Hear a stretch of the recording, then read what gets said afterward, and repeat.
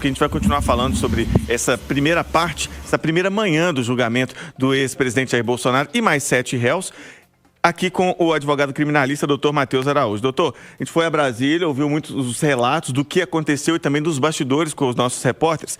E aí eu te pergunto, doutor, algo que foi dito, apresentado nessa manhã, surpreendeu de alguma forma? O ministro Alexandre de Moraes ficou mais com um resumo da denúncia até aqui do processo. E aí coube ao Procurador-Geral da República, Paulo Gonet, a apresentação da posição dele. Trouxe algum tipo de surpresa ou, mesmo ela sendo tão enfática, ela já era esperada pelo que ele já tinha apresentado antes ali nos autos do processo? Bom, até então, nenhuma surpresa. O processo, o julgamento está seguindo o rito estabelecido pelo STF, né? Como esperado, a leitura do relatório pelo ministro relator Alexandre de Moraes. Posteriormente, a sustentação oral feita pelo Procurador-Geral da República, Paulo Gonet, sustentando integralmente a condenação dos 8 acusados. Doutor, a gente vê que as defesas vão começar a falar agora durante a tarde, elas têm ali já pontos a apresentar, mas o fato desse julgamento estar acontecendo na primeira turma, isso pode ser usado depois para tentar reverter esse julgamento e o resultado dele? Bom, o que acontece? Em 2023, o STF alterou o regimento interno para que esses casos específicos fossem julgados apenas pela turma, por meio de sorteio, a primeira turma ou a segunda turma do STF. Em caso de condenação, mas se houver 2 votos pela absolvição dos acusados, é possível a oposição de um recurso chamado embargos infringentes que permitiria o julgamento pelo plenário do Supremo Tribunal Federal. Só se ficar 3-2, né? Exatamente, só em caso de 3-2. Então, se ficar um 4-1 ou um 5-0, a resolução que for dada ali pela turma, seja ela a primeira ou a segunda, nesse caso, né, a turma que tem aí a presidência do ministro Cristiano Zanin, torna-se um resultado definitivo. Sim.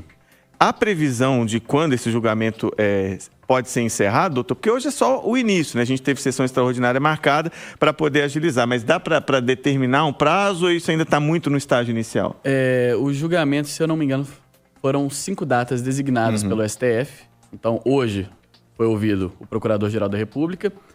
Posteriormente, será ouvida a defesa, a sustentação oral de 1 hora para a defesa do Mauro Cid, né? Como ele celebrou uma colaboração premiada com o Ministério Público, então ele tem que falar primeiro. Ele passa a ser o primeiro. Exatamente. Posteriormente, serão ouvidas as outras 7 defesas, também pelo prazo de 1 hora. Então, estima-se que esse julgamento deve terminar na próxima semana. Então, serão 2 semanas de julgamento. Tá certo. A ausência de um ou mais réus, isso impacta de alguma forma? Ou a presença lá ela mais é uma opção de cada um dos réus mesmo? Como o caso do ex-presidente não foi, alegando questões de saúde.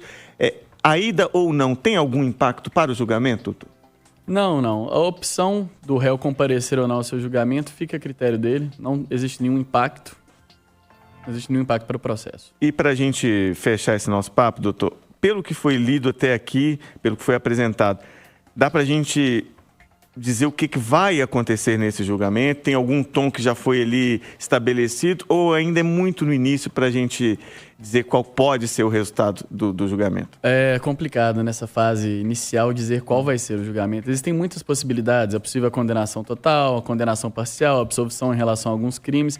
Então, realmente, por hora, não é possível cravar. Somente mesmo na leitura dos votos é que teremos uma noção disso. E esses crimes, eles em sendo condenados, os réus, eles podem pegar até 43 anos de prisão se as penas forem somadas. Mas não quer dizer que eles vão pegar penas máximas em todos os crimes. Então, essa é uma pena que ainda pode variar, inclusive, de réu para réu? Sim, porque primeiro é necessário haver uma condenação. Posteriormente, que o STF decidir pela condenação, haverá a fase da dosimetria da pena, em que os ministros vão julgar qual vai ser a pena de cada um dos acusados. Então, esse valor aí de 42 anos é em caso de condenação pelas penas máximas, mas esse valor pode variar bastante durante a dosimetria da pena. O advogado criminalista, doutor Matheus Araújo, que participa com a gente no Itatiaia agora e também vai nos ajudar a entender um pouco mais dessa segunda fase, essa tarde de julgamento também, né, doutor? Isso. Doutor, muito obrigado pela entrevista, pela presença aqui no Itatiaia agora. Bom trabalho e vamos nos falar mais nos próximos dias. Eu que agradeço, Alan. Boa tarde. Boa tarde.